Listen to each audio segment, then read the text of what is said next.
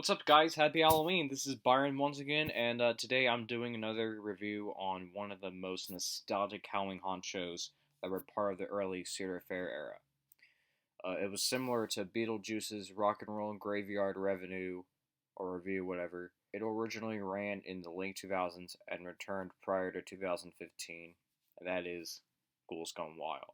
Now, the plot of the show is basically where you get this witch who throws an insane party in her castle. She invited her old ghouls or friends, whatever, because her new friends wouldn't come. However, none of the ghouls were getting along very well. But as the show continues, and while they sing classic monster hits that we know and love as they celebrate the afterlife, the ghouls actually start to get along and have fun. So that's basically the plot of Ghouls Gone Wild. I thought the show was really good. It had its moments, it had a great cast of characters, it has an amazing storyline. The music is great. The songs are classics.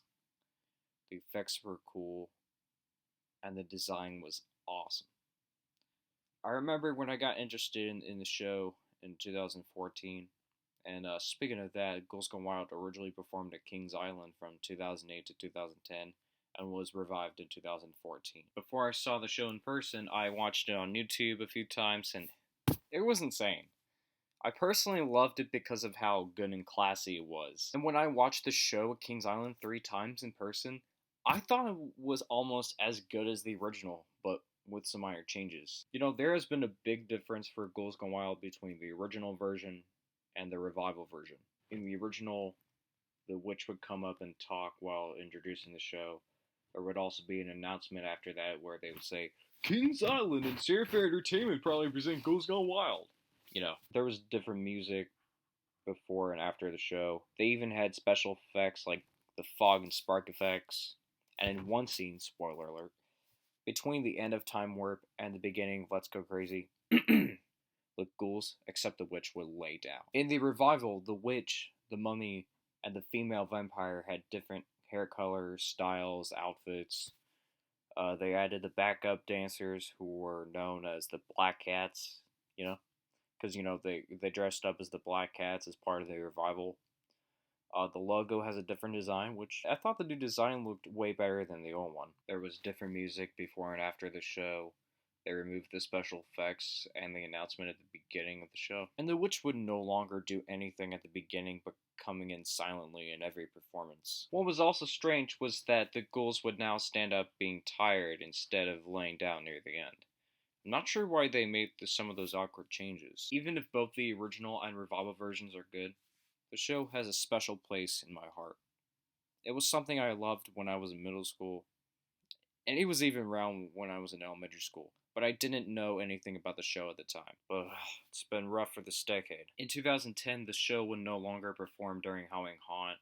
It would only perform in the daytime because the Half-Pin Brawlers wrestling show taken over during Haunt. And here's a fun fact. After the show left, they were originally going to replace it with a new show called Howling at the Moon. But unfortunately, plans fell, and it got canceled for whatever reason it was. They had to put in Graveyard Shift instead for the next 3 years before the show would return. Even after its revival, Kings Island went ahead and replaced the show with Monster Rock, which has overcome its day. I mean, that show used to be good when I was a teenager during its first years when the show Let It Rock was around. But as of late, their new designs of performers look like an insult to Ghouls Gone Wild, and I just don't really like it. It's whatever. Well, that's all I have to say about it. And because of Ghouls Gone Wild being my fave, I'm giving it a 10 out of 10. It's not a KI anymore, but you can watch it online. In fact, if you haven't seen it, you can watch it on YouTube. I'd highly recommend it. It's a lot of fun to watch. So that'll do, guys. That's my review on Ghouls Gone Wild. I hope you enjoyed it. Thank you so much for watching. Be sure to like, comment, subscribe, and hit the notification bell for more future vids and more updates coming your way. Once again, happy Halloween, and this is me, Byron, signing off. Guys, I gotta get my costume ready. I gotta get ready for Halloween because my dad's gonna be picking us up in a few hours, so I'm not gonna be here for a while. So I just want to say happy Halloween to everyone. So just be safe out there. I'll see you tomorrow. Peace.